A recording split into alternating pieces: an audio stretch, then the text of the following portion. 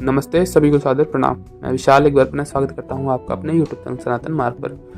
आज हम बात करेंगे शुद्ध स्वदेशी तरीके से दही जमाने की क्या विधि है, जिसके अंदर हमारी दही की गुणवत्ता बड़ी ही अच्छी बनी रहती है और जो कि हमारे जो उच्चतम स्वास्थ्यवर्धक लाभ है उससे वो हमें प्राप्त होते हैं। और आयुर्वेद में भी जो दही का वर्णन किया गया है उसके बहुत सारे लाभ बताए गए हैं। यदि आप सभी वो लाभ पाना चाहते हैं तो इस विधि से दही जमाएं और सभी स्वास्थ्य पाएं।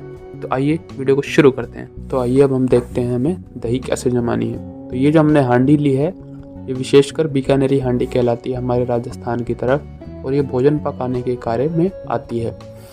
अब देख सकते हैं किस तरह से ये भोजन पकाते पकाते काली हो चुकी है नीचे से बिल्कुल ही, और ये थोड़ी बहुत घिस भी चुकी है। इसके अंदर से आप सरफेस देखेंगे तो ये काफ़ी चिकनी होती है, क्योंकि इसको हमेशा बिना सरफ या साबुन के धोया जाता है।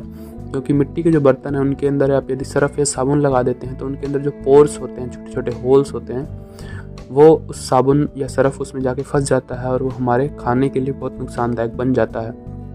और ये जो दूसरी हांडी आप देख रहे हैं ये मटके की मिट्टी की तरह होती है, जो कि पकाने के नहीं बल्कि स्टोरेज के कार्य में आती है। वो दूसरी हांडी तो आपको पकाने के लिए उपयोग आएगी, और ये जो हांडी है ये मात्र स्टोर करने के लिए उपयोग में आएगी। इसको मैंने एक बार गलती से भोजन पका दिया था, देख सकते हैं आप, ये काली पड़ गई है नीचे से, लेकिन उसके बाद फिर मैं इसमें पकाता नहीं हूँ, मात्र इसमें स्टोर करने के लिए उपयोग करते हैं। तो ये दोनों हांडी में फ़र्क समझ सकते हैं। आपको यदि पकाने के लिए हांडी लेनी है तो कुम्हार को विशेषतः बता के लेनी होगी।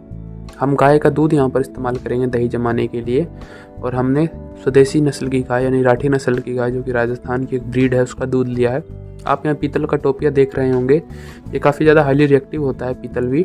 इसी कारण से इसमें जो भी आप खाना पकाएं या रखें तो उसके लिए पहले इसमें कली करा लें अंदर से। यह बंग की कली होती है जो कि आपको आसानी से कहीं भी बर्तन वाले जो होते हैं वो कर देते हैं। तो अब हम प्रोसेस की बात करें तो सबसे पहले हम आग की तैयारी करेंगे। हमने गाय के कंडे लिए हैं सूखे हुए, जिसे कई शहरों या देशों में उपले या कुछ इस तरह से नाम से बुलाया जाता है। हमारे यहाँ कंडे या थेपड़ी इस तरह का नाम है इसका। तो कंडे या थेपड़ी मोटे मोटे आपको लेने हैं, जिससे कि काफ़ी देर तक उसकी आग टिकी रहे। इसको हमें इस तरह से बट्ठल लेना है लोहे का, इसके अंदर इसको रख लेना है। अगर आप शहर में रहते हैं तो आपको ये इंतज़ाम करना पड़ेगा। अगर आप इस तरह की दही जमाना चाहते हैं तो इसको फर्श से थोड़ा ऊपर उठा लें ताकि आपका फर्श वगैरह ख़राब ना हो, उसके लिए ईंट वगैरह लगा लें। ये कंडों की मोटाई देख सकते हैं, काफ़ी मोटे हैं। मेरे जो मोटे वाले कंडे थे बारिश में गीले हो गए ज़्यादातर, इसीलिए मैंने कम ही उपयोग कर पाऊँगा, और बाकी मैंने फिर पतले पतले और अलग से लिए हैं, क्योंकि मेरे कंडे वो बारिश में भीग चुके थे तो सही से जलेंगे नहीं। तो आपको इस तरह से आग जलाकर बीच में और उसके आसपास एक कंडों का ढेर बना के उसे सजा लेना है अच्छे से, और आग को फिर उसमें जलते रहने देना है। याद रहे, आग जब आधी जल जाए, कंडे आधे जल जाएं, तो फिर उसे हम थोड़ा बुझा लेंगे। अब हम इधर दूध की तैयारी कर लेते हैं। हमें उस टोपिये में से दूध को जिस हांडी में पकाना है उसके अंदर डाल देंगे हम। दूध को डालने के बाद फिर जब हमारे कंडे आधे जल चुके हैं और आधे कच्चे रहेंगे, उसी वक्त हम उस हांडी को उसके ऊपर रख देंगे। उसकी लौ बुझ जाएगी और फिर वो धीमे धीमे धुआं निकलता है उसमें से, और वो जलता रहेगा। यह काम आपको खुले में करना होगा। घर के अंदर आपके धुआं भरने का डर रहेगा, और धुआं भरेगा तो फिर दिक्कत आएगी। इसीलिए आंगन में, छत पर, किसी भी जगह पे आप इस कार्य को कर सकते हैं। देखिए इस तरह से अभी फ्लेम जल ही रही थी और मैंने हांडी इसके ऊपर रख दी, जिसके कारण फ्लेम बुझ जाएगी, परंतु उसके अंदर जो अग्नि है वह बराबर ही धीरे धीरे धीरे धीरे सुलगती रहेगी। और सुलगते सुलगते, क्योंकि दूध मिट्टी के अंदर जो गर्म होगा वो धीमी आंच पर गर्म होगा, हमारे गैस पे जो गर्म होगा वो काफ़ी तेज़ आंच होगी, जिससे वो जल्दी एक तो गर्म हो जाएगा और उसके जो काफ़ी तत्व हैं वो जल जाते हैं। देखिए धीमी धीमी आंच पर ये गर्म हो रहा है, और तकरीबन मैंने 10 बजे के दिन के 10 बजे ये दूध रखा था, अभी 2 बज रहे हैं, अभी भी ये गर्म हो ही रहा है। मैंने 4 लीटर दूध का प्रयोग किया था, अब ये मेरे हिसाब से आधा या पौने लीटर घट चुका है। तो इस तरह से आपको गर्म होने देना है। काफ़ी लंबा वक्त लगता है इसमें। ये अब देखिए शाम के 4 बज चुके हैं, और इस समय आप यदि आपके कंडे बिल्कुल जल जाएं तो आपको नीचे से थोड़े थोड़े कंडे और लगाते रहने पड़ेंगे। इस समय दूध पूरा 1 से 1.5 लीटर कम हो चुका है, और इसमें रेडनेस यानी लालपन आ रहा है। यही लालपन इसकी शुद्धता की पहचान है। और अब देखिए शाम के 7 बज रहे हैं, 7 बज रहे हैं। उस समय दूध की कंडीशन क्या है, आग भी काफ़ी कम हो चुकी है, आग बुझ चुकी है, मतलब कि जो थेपड़ियाँ वो जल चुकी है, आग बुझी नहीं है, अंदर ही अंदर आग काफ़ी ज़्यादा है। और ये रेडनेस आप देख रहे हैं दूध के अंदर, मलाई कितनी मोटी पड़ गई है, कम से कम 3 या 4 mm मोटी मलाई पड़ी हुई है।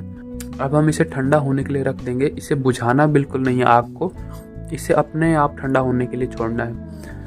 ये ठंडा जब तक ना हो जाए, जब तक हमारी उंगली उसके अंदर सहन ना हो दूध के अंदर, तब तक हमें जामन नहीं डालना है। जो माताएं बहनें जामन डालती होंगी उनको तो पता होगा कि किस तापमान पर जामन डालना होता है, क्योंकि उसका भी एक तापमान होता है, क्योंकि जो जामन के अंदर जो बैक्टीरिया होते हैं उनको रिएक्शन के लिए कुछ हीट या गर्मी चाहिए, और वही तापमान जब तक दही जम ना जाए तब तक बनाए भी रखना पड़ता है। तो उसका भी मैं आपको उपाय बताऊंगा। आगे चलते हैं। रात के 11 बज रहे हैं और मैंने इसमें जामन डाल दिया है। उसकी वीडियो मैं नहीं बना पाया क्योंकि उस समय मेरा ध्यान नहीं था।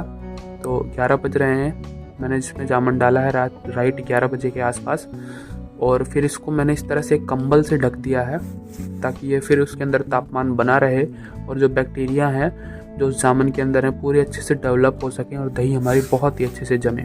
और ये आप जो पिक देख रहे हैं दही की, ये तैयार होने के बाद है, यानी कि हमने 11 बजे रात को जामन डाला और सुबह 12-1 बजे के आसपास, क्योंकि थोड़ी प्रोसेस धीमी चलती है सर्दियों के अंदर, बिल्कुल परफेक्ट दही तैयार हुई है।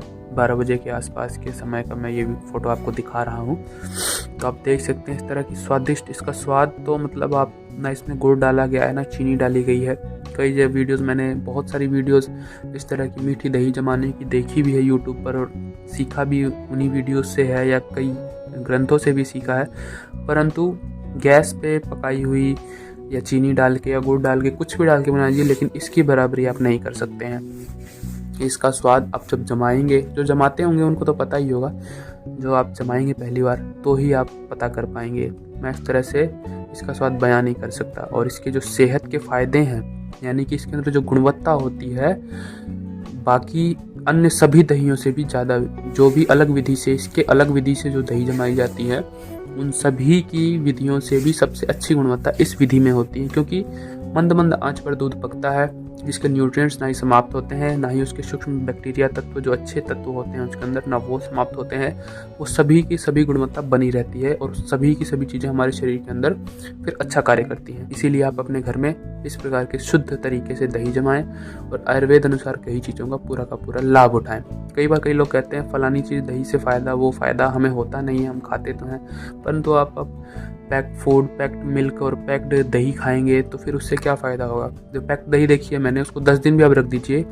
मैंने कोई विशेष कंपनी का नाम लेना नहीं चाहूँगा यहाँ पर, बहुत सारी सभी कंपनियाँ ऐसा ही करती हैं।